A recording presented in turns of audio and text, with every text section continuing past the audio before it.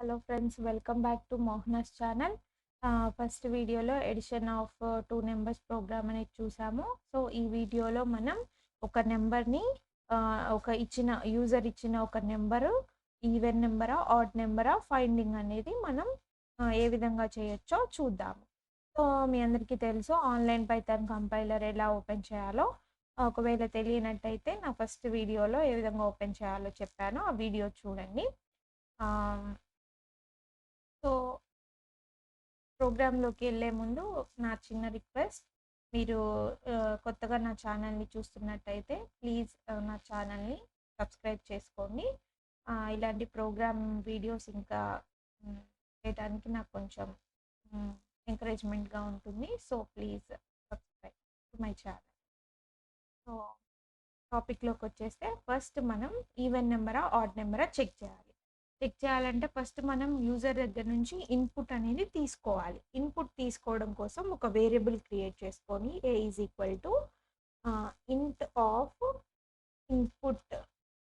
ఇంట్ ఎందుకు ఇచ్చాను అంటే ఇది మనం టైప్ కాస్టింగ్ చేయాలి. టైప్ కాస్టింగ్ అంటే ఏంటంటే ఫస్ట్ ఇన్పుట్ ఫంక్షన్ అనేది మనకి స్ట్రింగ్ టైప్లో ఉంటుందన్నమాట. స్ట్రింగ్ టైప్ నుంచి మనకి ఈవెన్ నెంబర్ ఆడ్ నెంబర్ అంటే అది ఇంటీజర్ టైప్ కాబట్టి నెంబర్స్ అనేవి మనం ఇంటీజర్లోకి కన్వర్ట్ చేసుకుంటాం. సో దీనికి టైప్ కాస్టింగ్ చేయటం వల్ల ఈ ఇచ్చిన స్ట్రింగ్ అనేది ఇంటీజర్ ఫార్మాట్లోకి కన్వర్ట్ అవుతుంది అనమాట. సో ఇంట్ ఆఫ్ ఇన్పుట్ ఆఫ్ ఇక్కడ మనం యూజర్కి అర్థమయ్యే విధంగా మనం ఏదైనా ఒక కామెంట్ అనేది ఇచ్చుకోవచ్చు. ఏ విధంగా చేయొచ్చు? ఎంటర్ ఏ నెంబర్ అని మనం టైప్ చేసామనుకో యూజర్కి ఏమర్థమవుతుంది, మనం ఒక నెంబర్ అక్కడ ఇవ్వాలి, ఒక నెంబర్ టైప్ చేయండి అని చెప్తున్నారని యూజర్కి అర్థం అవ్వడం కోసం మనం ఒక కొంచెం మ్యాటర్ అనేది రాసామన్నమాట.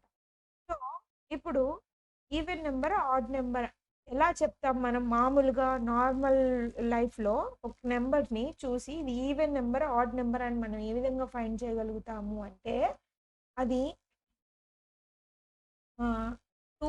టూ టేబుల్లో రిమైండర్ 0 వచ్చే విధంగా కట్ అయినాయి అనుకో, 0 రావాలి. ఆ నెంబర్ మనం ఏదైతే నెంబర్ తీసుకున్నామో ఆ నెంబర్ని డివిజన్ చేస్తే ఆన్సర్ వచ్చేసి మనకి 0 రావాలన్నమాట. అంటే అది కంప్లీట్గా కట్ అవ్వాలి. సో కాబట్టి మనం ఇది మనకి ఈవెన్ నెంబర్. ఒకవేళ 0 వస్తేనేమో ఈవెన్ నెంబర్ అంటాము, 0 కాకుండా ఇంకే నెంబర్ వచ్చినా సరే అది ఆడ్ నెంబర్ అవుతుంది. సో మనం ఈ దీంట్లో ఎలా రాయాలి అంటే ఫస్ట్ ఇఫ్ ఎల్స్ కండిషన్ రాసుకోవాలి. ఫస్ట్ ఒక కండిషన్ రాస్తే అది సాటిస్ఫై అయిందనుకోండి ఈవెన్ అని ప్రింట్ చేసుకుంటాం. లేదు ఆ కండిషన్ సాటిస్ఫై కాకపోతే ఎల్స్లోకి వచ్చి అది ఆడ్ నెంబర్ అని ప్రింట్ చేస్తుంది. సో దానికోసం మనం ఒక కండిషన్ రాయాలి. కండిషన్ ఎలా ఉంటుంది? ఏ. ఇప్పుడు మనం ఆల్రెడీ యూజర్ ఇచ్చిన ఇన్పుట్ ఏలో ఉంటుంది కాబట్టి ఏ పర్సెంటైల్ 2. ఏ పర్సెంటైల్ 2 అంటే ఏంటంటే ఇక్కడ ఇచ్చిన ఇన్పుట్ని పర్సెంటైల్తో డివైడ్ చేసామనుకోండి, ఇక్కడ ఇచ్చేది రిమైండర్ అవుతుంది, కోషెంట్ రాదు, రిమైండర్ని ఇస్తుంది అనమాట. రిమైండర్ ఈజ్ ఈక్వల్ టు 0 అయిందనుకోండి, print your number is even number. ఒకవేళ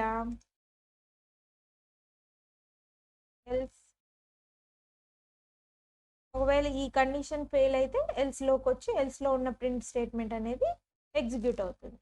so your number is odd number. So ఈ విధంగా మనం ఎగ్జిక్యూట్ చేయొచ్చు అనమాట. మనం రన్ చేసి చూద్దాము. ఇవి ఖచ్చితంగా మనం ఫాలో అవ్వాలి. ఇఫ్ తర్వాత ఒక కండిషన్ రాయాలి, ఆ కండిషన్ తర్వాత మనం కోలన్ అనేది పెట్టాలి. ఎంటర్ చేసినప్పుడు ఇక్కడ ఇండెంటేషన్ అనేది ఫాలో అయ్యి ఒక 4 ట్యాబ్ స్పేసెస్ పక్కకి నుంచి స్టార్ట్ అవుతుంది అనమాట. దీన్ని ఇండెంటేషన్ అంటారని తెలుసుకున్నాము. అలాగే ఇఫ్కి ప్యారలల్గా ఎల్స్ కండిషన్ రాసినప్పుడు కూడా ఎల్స్లో ఇంకా మనం కండిషన్స్ ఏమి ఇవ్వాల్సిన అవసరం లేదు. ఇఫ్లో కండిషన్ రాసిన తర్వాత ఇఫ్ ఫెయిల్ అయినప్పుడు ఎల్స్లోకి వస్తుంది. ఒకవేళ 2, 3 కండిషన్స్ ఉన్నాయనుకోండి, ఎల్స్ ఇఫ్ అని చెప్పి మిగతా కండిషన్స్ రాసుకోవచ్చు. అది నెక్స్ట్ వీడియోలో చూద్దాము.